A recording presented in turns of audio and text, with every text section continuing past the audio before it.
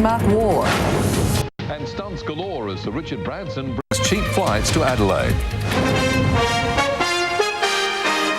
With Graeme Goodings and Jane Doyle. Good evening. Also tonight, John Olsen in Canberra to talk salinity. Trouble is, the other premiers want to talk petrol. But first, Fiji is in crisis again tonight, with a full-scale mutiny underway by soldiers still loyal to coup leader George Speight. The rebel troops opened fire on other members of the Defence Force at Suva's main military barracks, sparking renewed fears of yet another armed takeover. Rebel soldiers traded shots with troops loyal to the Fiji government. At least 2 soldiers were killed and many more wounded when the rebels stormed the Queen Elizabeth barracks in Suva and seized an armoury. They've taken a few of the Fiji military soldiers hostage and are demanding that the top brass of the military go in to negotiate. They are the same rebels who helped George Speight stage a coup in May when they stormed Parliament and held the Prime Minister and his cabinet hostage for 56 days. They were released about 2 weeks ago and were back on the military payroll. Loyalist soldiers have surrounded the barracks, roadblocks are in place, shops have been boarded up and school children sent home. But I've just come back from there a couple of minutes ago. The fire sort of continues and it's sporadic, sort of erratic fire every now and again. George Speight is understood to be still under guard on his island prison. It's unclear if the rebel demands include his release. This military mutiny is another blow to Fiji, which is still struggling to overcome the damage to its international reputation caused by these same men in May. Jeff Parry, 7 News. The Premier is warning other state leaders that tomorrow's Commonwealth Summit in Canberra runs the risk of being overshadowed by the angry debate on petrol excise. Mr Olsen's more concerned about his blueprint to clean up the River Murray, but it seems other leaders don't share his passion. Mike Smithson joins us live now from Canberra. Mike? Jane, despite Mr Olsen's push, a head-on collision is looming over petrol. Warnings that some states might not attend unless petrol is on the agenda. Labor states in particular are wanting to drive their dollar further, but the Prime Minister is holding firm, no cuts in excise. The petrol debate is rapidly gaining momentum in Canberra, the flames being fanned from high places. If the Premiers want to discuss it, it should be. And there's no doubt at all that the ordinary Australian people would like it to be. State and territory leaders are meeting now to plan tomorrow's attack. The most extreme response, a possible walkout before the COAG conference begins, unless petrol excise becomes part of the official talkfest. Mr Olsen fears his pet topic, Murray salinity, may be lost in the mayhem. Having that on the agenda for the first time, I would hope and trust it's not going to get hijacked by other issues. Despite the petrol anger, the Prime Minister is standing firm, largely blaming the problems on rising crude oil prices. He says there are no planned changes to the $1 billion federal take, which increases again with a CPI rise next February. The PM's greatest fear is a rise in interest rates if excise is capped. Surely they should devote their time to talking about things that we can actually improve. I mean, I'd rather have an agreement and sit down and constructively work things through any day rather than have a fight. So it looks like a good old States versus Commonwealth stoush, with John Olsen caught right in the middle. At least he knows John Howard is pushing the Murray issue as hard as he is. The Commonwealth has put $700 million of new money on the table. No if, buts, maybes. Whether the Olsen-Howard push can convince other states to match the Commonwealth contribution remains the burning question. Petrol will definitely be a general point of discussion, but quite unfairly you can just see the River Murray situation slipping in importance. And as I say, that would be quite unfair. Graeme. Thanks, Mike Smithson in Canberra. Australian cricket is back in the mire, with batsman Mark War once more in the spotlight over alleged payments by an Indian bookmaker. As we revealed first last night, an Indian report into match fixing has implicated War and other star cricketers. While the rest of his Australian teammates soaked up the sun and the surf at their training camp, Mark War was answering bribery allegations resulting from an Indian Central Bureau of Investigation report. These unsubstantiated allegations from India are totally untrue. I've been through 2 inquiries, the Pakistan inquiry and the Regan inquiry, and all my evidence is there. An Indian bookmaker says in the report that he paid a sum of $20,000 US to Mark War to provide information about pitch, weather, team strategy and morale. That's 5 times the figure War admitted receiving from the bookmaker when he gave evidence at an ACB inquiry last year.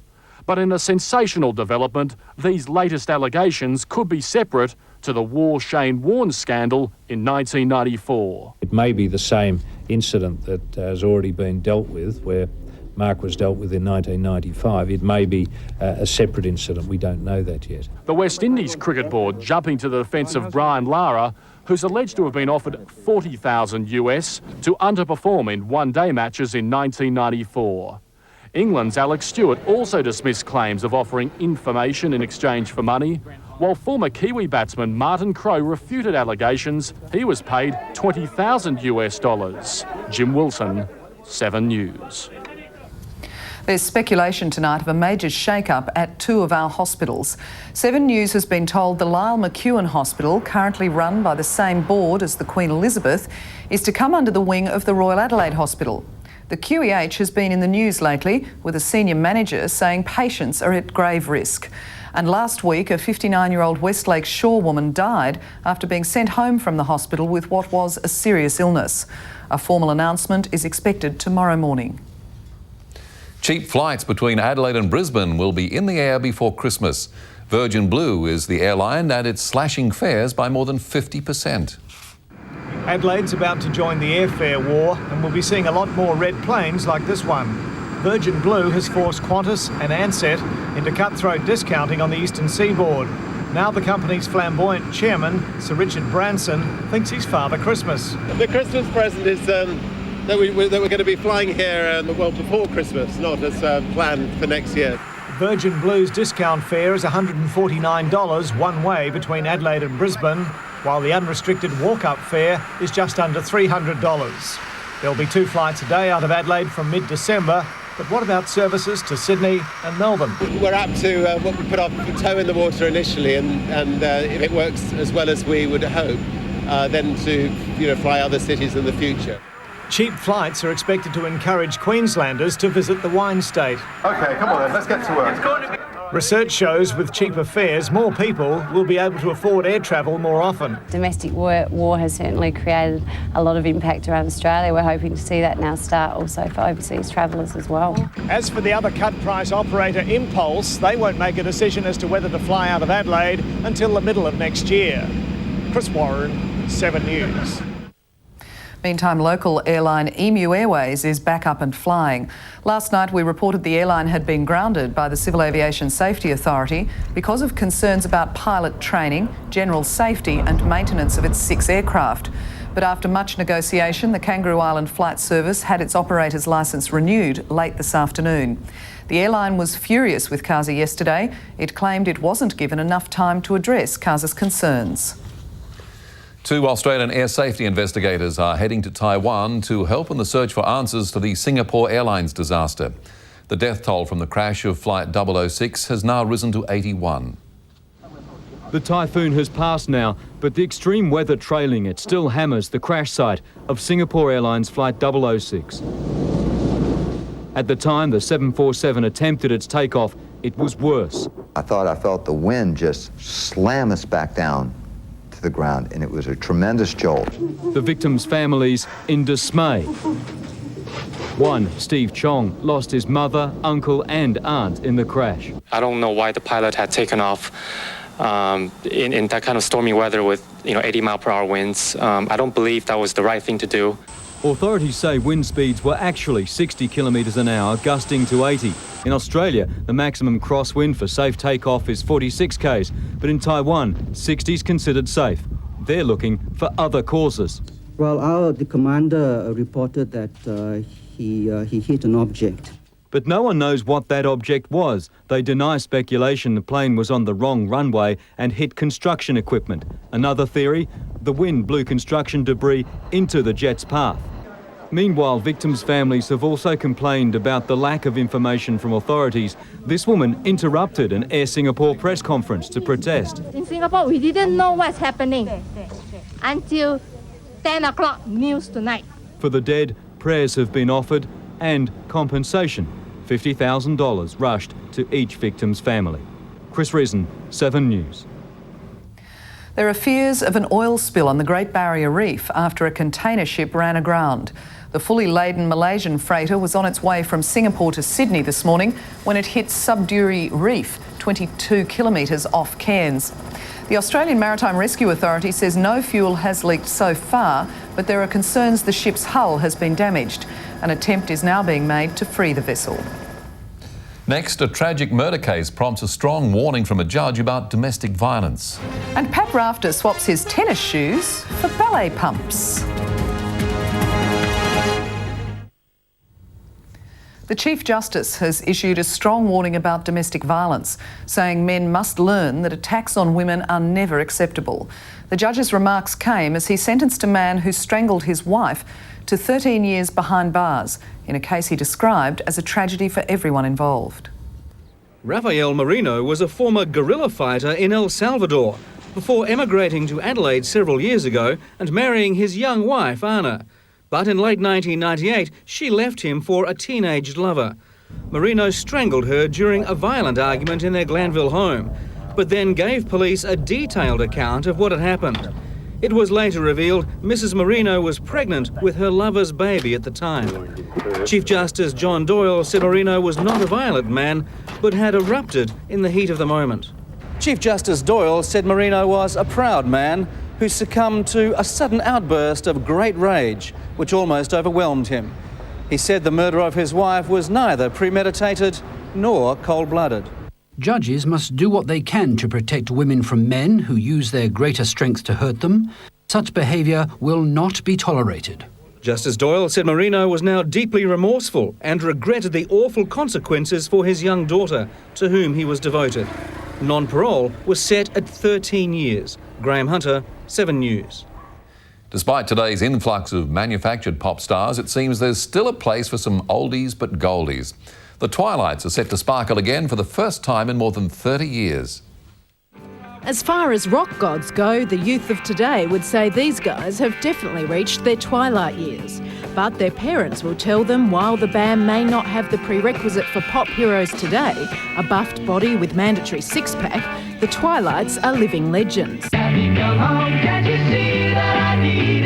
They looked a bit different back then, but the music and their passion for it haven't waned one bit. It's like riding a bike, and it's just a matter of getting up there and balancing, and off you go. They're back together at the Festival Centre to perform Beatles music that the Fab Four never performed live, music from 1966 onwards. We're just paying homage to it and hopefully giving it the respect it deserves. And there's a rather incongruous group to support them. Ross Wilson, the Adelaide Symphony Orchestra, and Doc Neeson from rock group The Angels. And another former Little River Band lead singer is also touring again. John Farnham is back at the Entertainment Centre, the first time he's been on a solo tour for 4 years. It matters to me greatly. I love what I do. I'm in absolute heaven. Kate Dorsey, 7 News. Aussie tennis star Pat Rafter has revealed a new talent. He's found time to explore his artistic side, putting his best foot forward. This is Pat Rafter, as you've never seen him before. In Germany for the Stuttgart Masters, the tennis ace swapped his usual warm-up routine for an hour's light rehearsal with the city's ballet company and found it's not as easy as it looks. It's very hard work, mate. You have to really respect the amount of work that they do. And it's, I know I'm probably a little bit sore tomorrow.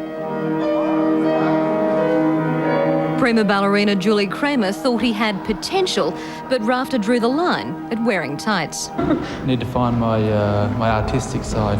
Yeah.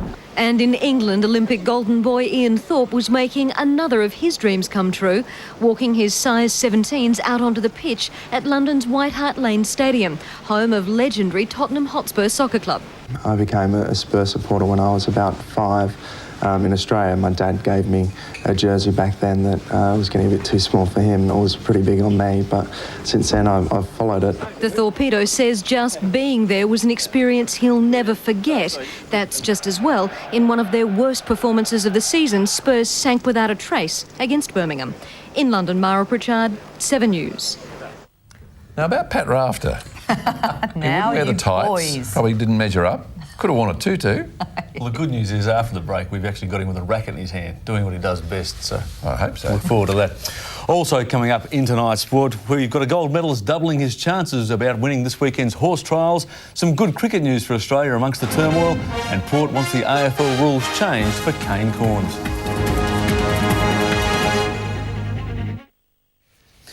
Welcome back, and Port Adelaide wants to challenge the AFL's rookie rule. Currently, 17-year-olds can't start pre-season training until January, but the Power wants Kane Cornes on the track now because they believe he'll play senior football next season and must be ready.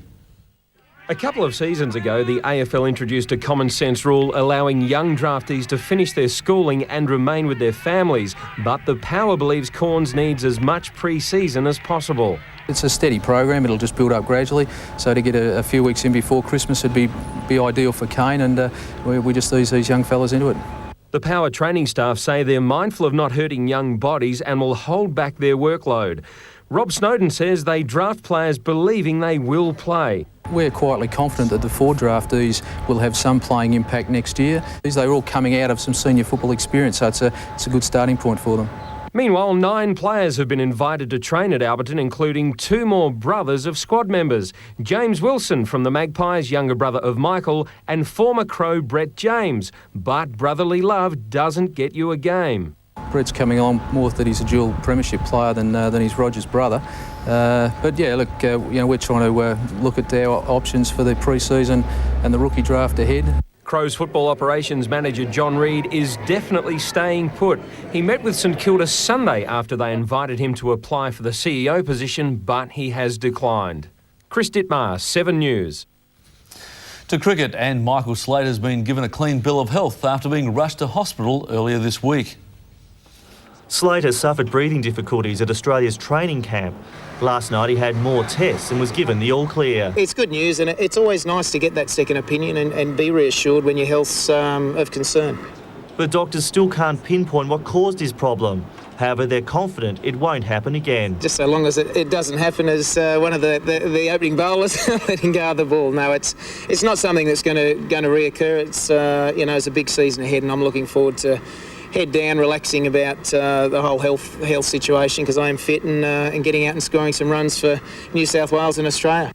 Pat Raft has been knocked out of the Stuttgart Masters series by Romanian Andrei Pavel. The former world #1 was given the runaround, losing in straight sets 7-6, 6-1. And tomorrow night the Adelaide Lightning start their season the way they ended the last, playing the Canberra Capitals at the Powerhouse. The team from the ACT left with the championship that time, but one of them, Deanna Smith, has stayed in town and will play for the Lightning this season. Many people thought I wasn't going to make the move. They thought that I'd think it was too hard down here and stuff, and I want to make it, and I want to give myself the best opportunity to make it. So I've sacrificed a championship team and come down here hopefully to help Adelaide win. Paul Childs, 7 News. Well, he's won Olympic gold, but Stuart Tinney's not taking things easy. He's here in Adelaide for the international trials, and just to prove he's not horsing around, he's found a way to double his chances of winning. Tinney has left his Olympic mount at home, instead choosing 2 horses, Ava and Tex, to give himself every chance of winning here. Both these horses were shortlisted for the Olympic Games. They were sort of spares for the horse I rode, so they've got a great chance here, both of them, and I'm going to give it the best shot, see what I can do. The trials began today with a 3-star dressage. Tomorrow, Tinney begins in the 4-star division, and the competition doesn't get any better. The Olympic Games and World Championships are 4-star, and there's only four other 4-stars in the world. So this is the only one in the Southern Hemisphere, so it's huge. This is a big event. The crowd-pleasing cross-country is on Saturday, and with free entry, a crowd of nearly 50,000 is expected, and that's just part of the appeal Adelaide has for the riders. And to have such a great city with parks all around it for us to gallop around in, I think it's just amazing. Yeah, 40,000 people getting to see us do what we do is any exposure we can get is great, and that exposure is just wonderful. And finally, Greg Chappell will find out the next couple of hours if he's India's new cricket coach. It's down to him, Jeff Marsh, and former New Zealand opener John Wright, who's expected to get the job. For tonight, that is our Sport Zone. And Greg Chappell not going to India, that's good news for us. I reckon it's good news for the Redbacks. Thanks, Bruce. Nuala with the weather next. And there's gold in the Bar Museum, the second biggest nugget in the world, on show in Adelaide. Now with details of Today Tonight, here's Leigh. Thank you, Jane. Well, tonight, record profits for the banks, but spiralling bank fees for the customers. The new report that reveals exactly what you're paying and, more importantly, tells you which banks are the cheapest. Also tonight, the disease 400,000 Australian women suffer from, but most don't know they've got it until it's too late. Those stories and more coming up tonight, right after the news. Thanks, Leigh. To the stock market, and good news for some of the country's major companies boosted the market barometers. Both BHP and the NAB announced record profit figures. News Corporation was higher too, but not so Telstra, which fell back after some recent gains. The Aussie dollar was boosted late in the day and rose to its best levels in 3 weeks. To the weather, and Nuala, what a ripper. Not bad, bit cloudy for my liking, but not bad. Thanks, Graeme. Hi, everyone. Well, some sunny spells this afternoon did their best to improve on what started off as another overcast day. And by 3:30 this afternoon, with the help of these flashes of sunshine, the mercury had warmed to a pleasant top of 21.5. Overnight, it was fairly mild, 14.8, the low at 20 to 1 this morning. And right now in the city, it's still 18 degrees. On the satellite map, the low that's been with us for most of this week is finally weakening and dropping away to the south, taking a lot of this cloud over the southeast of the continent with it. Flying around that cloud for a closer look, some coastal clouds still lingered over our state today though, with just a few light showers, mainly in southeastern parts. Skies became increasingly clear away from the coast today and will continue to do so as this ridge of high pressure takes control of our weather. It's going to maintain south to southeasterly winds across our state over the weekend, so there may still be the odd coastal shower. This area of low pressure may also result in the odd stormy shower in the northwest of our state, but fine elsewhere. Around the country tomorrow, fine in Perth, Broome and up in Cairns. Stormy showers in Darwin, Brisbane and Sydney. Wet as well in Canberra, Melbourne and Hobart. Back in our state today, it was quite warm away from our coast, where skies were mostly cloud-free, and Oodnadatta in the north managed to reach a top of 32 degrees. Along the Fleurieu Peninsula coast, Para's top was half that, and the odd light shower kept Mount Gambier down to a top of just 18. Any lingering showers along our southern coast and ranges should clear to the lower southeast coast tomorrow. The far northwest may see the odd thundery shower as well, but the rest of the state can look forward to a fine and mild to warm day. On local waters, southwest to southerly winds, will freshen to 15 to 20 knots tomorrow afternoon before turning southeasterly 10 to 15 knots by evening. Seas 1 to 1.5 metres. And in the city, we're in for more mild and partly cloudy weather, but it should be fine, down to around 11 overnight and double that tomorrow. A little warmer at Elizabeth. Looking ahead, the weekend should be very pleasant indeed. Mainly sunny and mild both days, although Sunday will be just a tad cooler thanks to quite fresh winds and sea breezes. Monday will be warmer still, with our tops back into the high 20s by midweek, ahead of a change that should drop us back to 20 by this time next week, but I'll have more on that tomorrow. Good night. Thanks, Nuala. Finally tonight, a site to ignite every amateur gold fossickers' fantasy.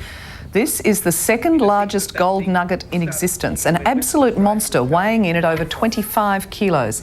Found in the Kalgoorlie region of Western Australia, it's at least 40 million years old. Just slightly smaller than the world's biggest nugget, the Hand of Faith, this nugget is yet to be officially named, but has been nicknamed Nigel by staff at the South Australian Museum where it's on show. Whatever it's called, it's worth a mint, at least $1.3 million. Wow, make some nice cufflinks, wouldn't it, Karen? Very bit heavy, but nice. Here's Leigh. Good night. Hello, welcome to the program. Well, first tonight, millionaire politician and now convicted child rapist. Yesterday, former Labor MP Bill Darcy was found guilty by a Supreme Court jury of 15 charges of indecently dealing with children and 3 counts of rape. But before the legal reality of the charges had hit, Mr Darcy retired from his parliamentary seat, walking away with $600,000 in superannuation. Now, as Chris Allen reports, his political foes want that taxpayers' money back.